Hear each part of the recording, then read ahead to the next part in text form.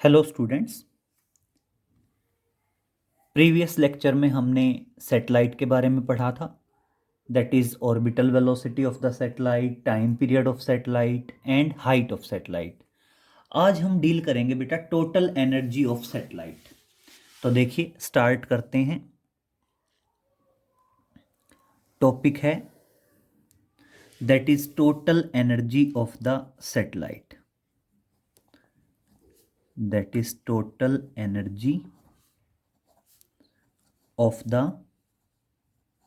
Satellite. अब समझिए total energy of the satellite में क्या है।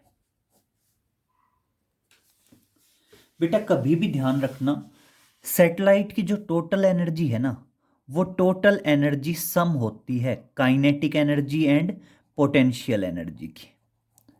That is total energy of the satellite is equal to kinetic energy of the satellite plus potential energy of the satellite.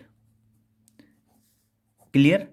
अगर मैं satellite की total energy की बात करूं तो उसके लिए हमें दोनों एनर्जी चाहिए होंगी, kinetic energy of the satellite भी चाहिए और potential energy of the satellite भी चाहिए।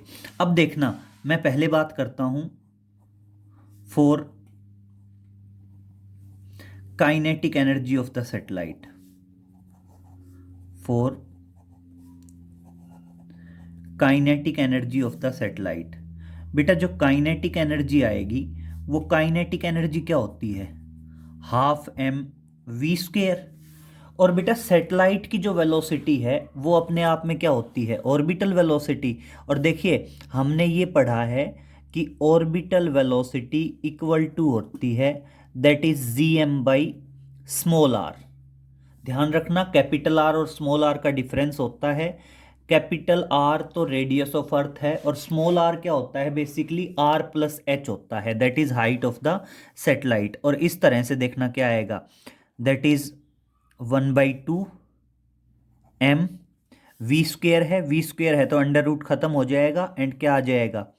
That is G M by R. और इस तरह से देखिए आपकी काइनेटिक एनर्जी किसके बराबर आ गई?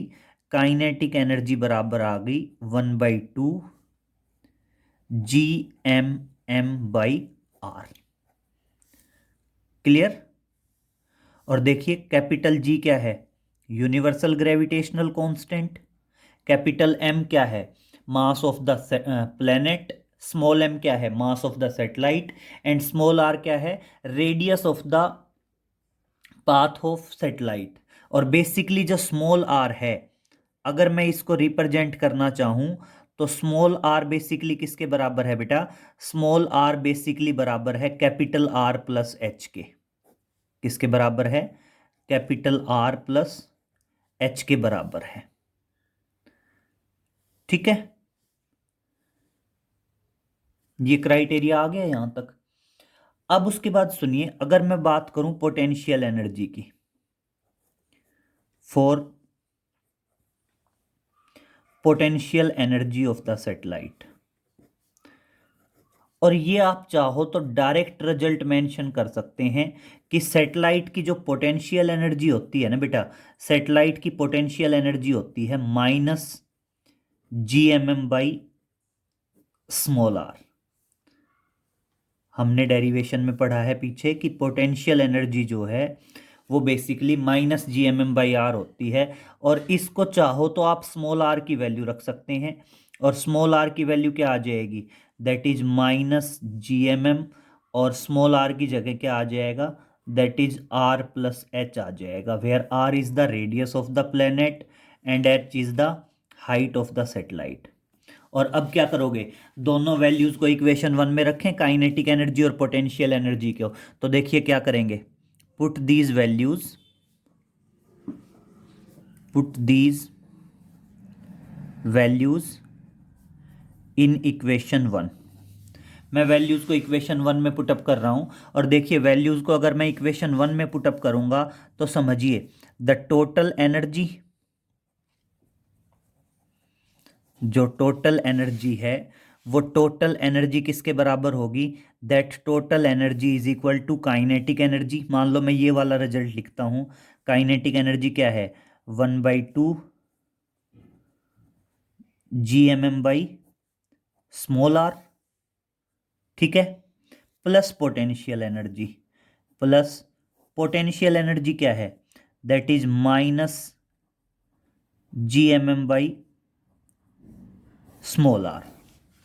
क्लियर? अगर मैं दोनों को ऐड करूं तो देखिए इस तरह से आपकी टोटल एनर्जी क्या आ जाएगी? टोटल एनर्जी आ जाएगी Gmm/r, कॉमन लेता हूं तो 1/2 -1, और अपने आप में क्या आ जाएगा? That is -1/2 Gmm/r। क्लियर हुआ? देखो मैं Gmm/r कॉमन लेता हूं तो क्या आएगा बेटा? 1/2 -1, 1/2 -1 होगा तो क्या होगा? -1/2, and this is the total energy of the satellite. और इस total energy of the satellite को आप इस तरह से भी लिख सकते हैं कि टोटल एनर्जी इक्वल टू किसके इक्वल टू? -1/2 Gmm, और स्मॉल आर को हम क्या लिख सकते हैं? That is capital R plus H। Clear? अब एक चीज बेटा हमेशा ध्यान रखेंगे कि जो पर्टिकुलर ऑब्जेक्ट किसी एक फिक्स ऑर्बिट में घूमता है ऑन ए सर्कुलर पाथ, तो उसकी टोटल एनर्जी हमेशा नेगेटिव होती है। जैसे आपने अभी अभी किया total energy of the satellite. Satellite क्या है? प्लेनेट के चारों तरफ फिक्स ऑर्बिट में रिवॉल्व कर रहा है, टोटल एनर्जी नेगेटिव आ रही है। इसी तरह बेटा जो इलेक्ट्रॉन है, इलेक्ट्रॉन क्या करता है? न्यूक्लियस के चारों तरफ रिवॉल्व करता है, और इसलिए आपकी जो इलेक्ट्रॉन की टोटल एनर्जी है वो भी क्या होती है? नेगेटिव होती है। अब एक आता है बेटा binding energy of the satellite. तो देखिए जो टोटल एनर्जी है सैटेलाइट की वो नेगेटिव है। अगर मैं बाइंडिंग एनर्जी की बात करूं तो देखना बाइंडिंग एनर्जी क्या बताओगे? That is binding energy of the satellite. अब सुनिए बाइंडिंग एनर्जी ऑफ सैटेलाइट क्या होगा, इसी के रेफरेंस में बता सकते हैं आप। अगर सैटेलाइट की टोटल एनर्जी 0 हो जाए या पॉजिटिव हो तो इसका मतलब सैटेलाइट अपने फिक्स ऑर्बिट में नहीं रिवॉल्व करेगा और कहां चला जाएगा? इनफाइनाइट में चला जाएगा। तो अगर देखो जितनी टोटल एनर्जी नेगेटिव में है इतनी ही मैं टोटल एनर्जी सैटेलाइट को सप्लाई कर दूं तो नेट एनर्जी 0 हो जाएगी। भाई ये नेगेटिव में है, इतनी ही एनर्जी पॉजिटिव में दे दूं तो टोटल एनर्जी 0, और सैटेलाइट कहाँ चला जाएगा? इनफाइनाइट में चला जाएगा। तो इस तरह से आप क्या बता सकते हैं?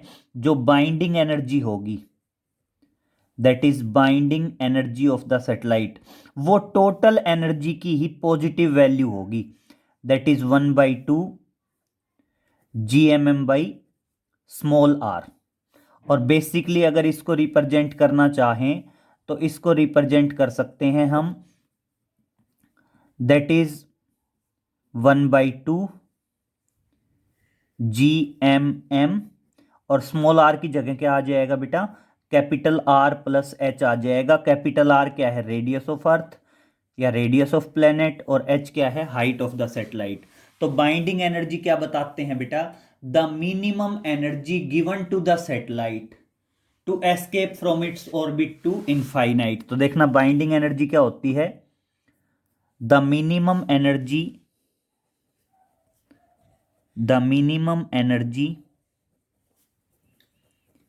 given to the satellite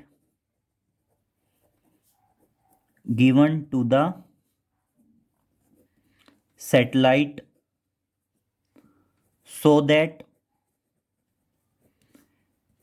it moves from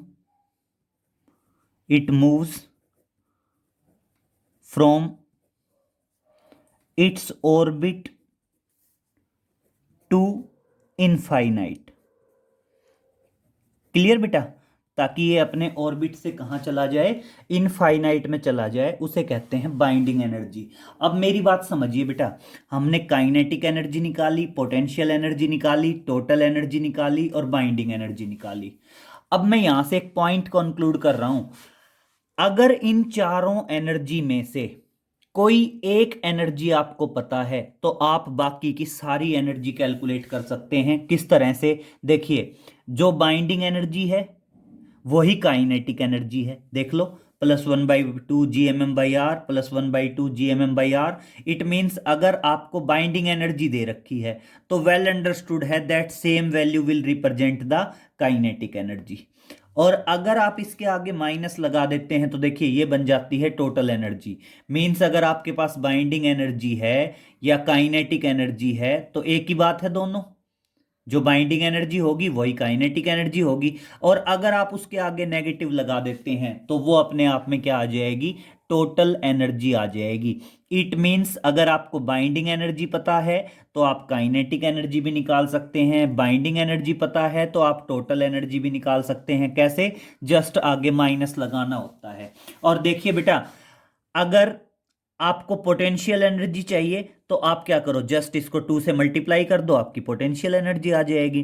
तो इन शॉर्ट मैं ये कह सकता हूं कि kinetic energy, potential energy, total energy and binding energy of the satellite, ये 4 टाइप की एनर्जी हैं। चारों में से अगर कोई एक एनर्जी आपके पास है तो आप बची हुई तीनों एनर्जीज कैलकुलेट कर सकते हैं। किसके लिए? For the satellite. ठीक है, अब हम बात करते हैं बेटा,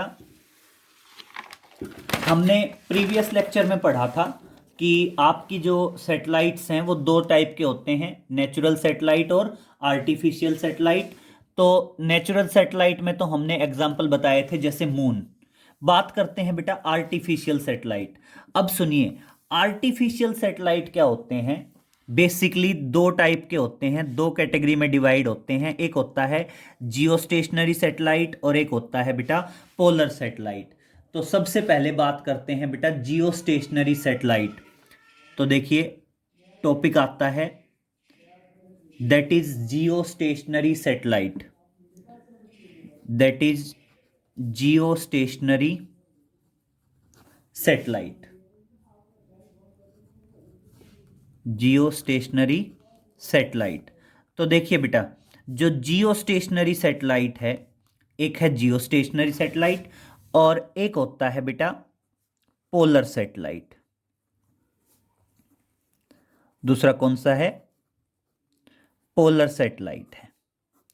दोनों अपने आप में बेटा आर्टिफिशियल सैटेलाइट हैं। जियो स्टेशनरी सैटेलाइट भी आर्टिफिशियल है और आपका जो पोलर सैटेलाइट है वो पोलर सैटेलाइट भी क्या है बेटा, आर्टिफिशियल है। ठीक है, अब मैं कुछ पॉइंट्स की बात करता हूं, क्लियर करेंगे। बेटा नाम से ही पता चल रहा है जियो स्टेशनरी, जियो मतलब अर्थ, स्टेशनरी मतलब रुका हुआ, मतलब वो सैटेलाइट जिसको हम देखें और वो हमें अर्थ सरफेस से रुका हुआ दिखाई दे तो उसे हम क्या कहते हैं, that is known as geostationary satellite. तो क्या बताएंगे? The satellite which is at rest with respect to earth, या क्या बताएंगे? The satellite which seems to be stationary as it is seen from the earth surface. तो देखने क्या बताएंगे, पॉइंट वाइज लिख देते हैं। It is the satellite, it is the satellite which seems to be stationary, which seems to be stationary as it is seen from, as it is seen from earth surface.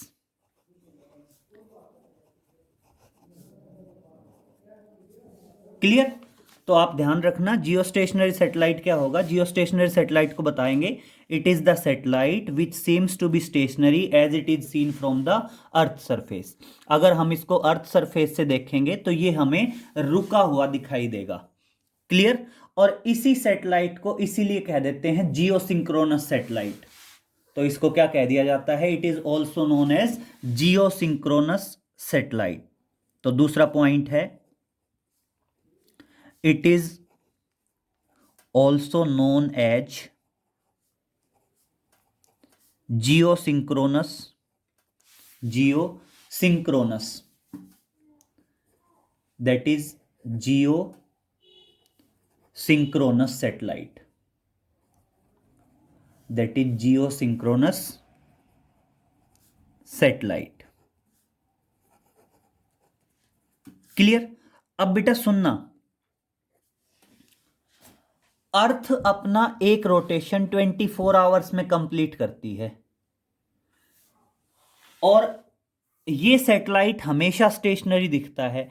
तो इसका मतलब अगर अर्थ अपना एक rotation 24 hours में complete कर रही है तो ये भी अपना रोटेशन का मतलब क्या है? देखो, अर्थ का दो टाइप का मोशन होता है। एक तो अर्थ अपनी एक्सिस के अबाउट रोटेट करेगी, एक क्या करेगी? सन के चारों तरफ रिवॉल्व करेगी। मैं रोटेशनल मोशन की बात कर रहा हूं। अगर अर्थ अपना एक रोटेशन 24 आवर्स में कंप्लीट कर रही है और ये सैटेलाइट हमें रुका हुआ दिखाई दे रहा है, तो इसका मतलब इसका टाइम पीरियड भी क्या है? 24 आवर्स है। तो इसलिए क्या बताओगे? The time period of geostationary satellite, the time period of this satellite is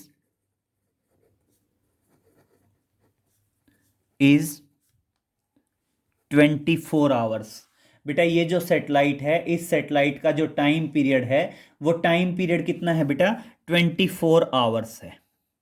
ध्यान रहेगा, इसका जो टाइम पीरियड है वो 24 आवर्स है। नेक्स्ट बात करते हैं बेटा, किसी भी सैटेलाइट की हाइट होगी तो क्या बताएंगे? The height of this satellite is, the height of this satellite is 36,000 kilometre. ध्यान रखना, जो जियो स्टेशनरी सैटेलाइट है इसकी जो हाइट होती है अर्थ सरफेस से वो 36,000 किलोमीटर होती है। नेक्स्ट बारी बारी आती है बेटा ऑर्बिटल वेलोसिटी की। क्या बताएंगे? The orbital velocity, the orbital velocity of this satellite, the orbital velocity of this satellite is 3.1 kilometre पर सेकेंड, 3.1 किलोमीटर पर सेकेंड। ध्यान रहेगा, जो आपका जियो स्टेशनरी सैटेलाइट है इसकी जो ऑर्बिटल वेलोसिटी है, वो ऑर्बिटल वेलोसिटी क्या होती है बेटा? 3.1 किलोमीटर पर सेकेंड होती है। क्लियर? अब दूसरा सुनना, इसकी जो सेंस ऑफ रोटेशन है, वो सेंस ऑफ रोटेशन क्या है? West to east. मतलब जो जियो स्टेशनरी सैटेलाइट है वो वेस्ट से ईस्ट की तरफ घूमता है। तो देखना क्या बताओगे? The sense of rotation of this satellite, the sense of rotation of this satellite is, of this satellite is from west to east as that of earth। आपकी अर्थ भी क्या है बेटा? वेस्ट टू ईस्ट रोटेट करती है, उसी तरह आपका ये सैटेलाइट भी कहां रोटेट करेगा बेटा? वेस्ट टू ईस्ट रोटेट करेगा। क्लियर? और इसके अलावा बेटा ध्यान रखना, जो जियो स्टेशनरी सैटेलाइट है वो बेसिकली कम्युनिकेशन में यूज होता है। क्लियर? जो जियो स्टेशनरी सैटेलाइट है वो जनरली कम्युनिकेशन में यूज होता है। तो क्या बताएंगे? It is mainly used for communication, it is mainly used for the communication.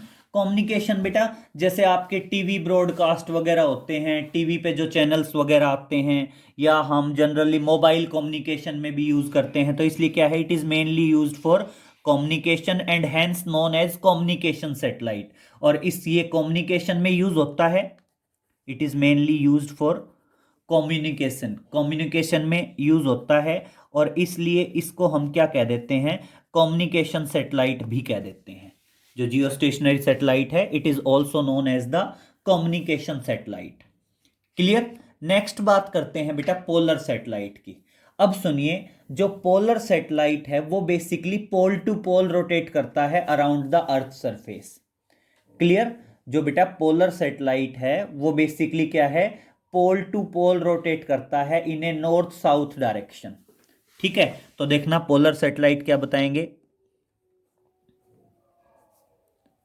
It revolve around the earth surface pole to pole from north to south direction. तो क्या बताएंगे, it is the satellite, it is the satellite which moves around the poles of the earth from north to south direction, from north to south direction. ध्यान रहेगा बेटा, जो polar satellite है वो earth surface के चारों तरफ पोल टू पोल रोटेट करता है। और ध्यान रखना कहां रोटेट करता है बेटा, नॉर्थ से साउथ डायरेक्शन की तरफ रोटेट करता है। क्लियर। फिर दूसरा, the height of polar satellite is, the height of polar satellite is range from 500 to 800 kilometre. ध्यान रखेंगे, जो पोलर सैटेलाइट है उसकी हाइट की रेंज कहां से कहां तक है, 500 से 800 किलोमीटर की हाइट तक है। फिर its time period is nearly equal to 100 minutes. बेटा इसका जो टाइम पीरियड है वो लगभग 100 मिनट्स है। 100 मिनट्स का मतलब क्या है, it complete number of revolution around the earth surface in a single day. तो आप ये कह सकते हैं ये एक दिन में क्या करता है, नंबर ऑफ रिवॉल्यूशंस कंप्लीट कर सकता है around the earth surface. Clear. Hence, it completes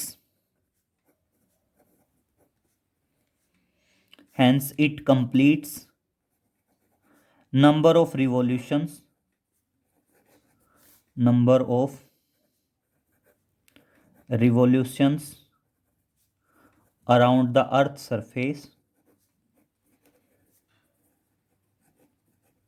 around the earth surface in a single day। Clear. जो बेटा पोलर सैटेलाइट हैं वो एक दिन में अर्थ के चारों तरफ काफी मतलब कई सारे रिवॉल्यूशंस कंप्लीट कर देता है। Clear.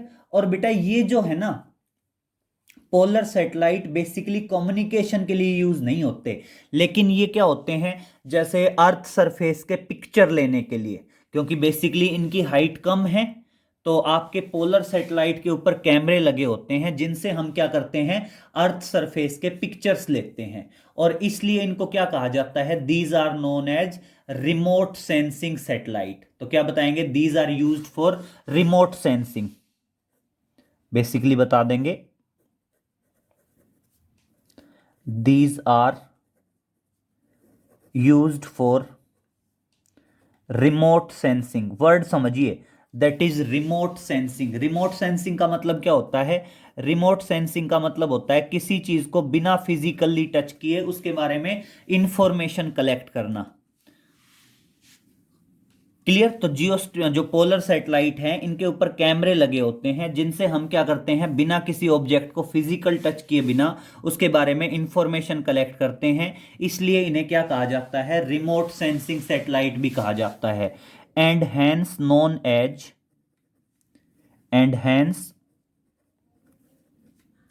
Non as remote sensing satellite. Remote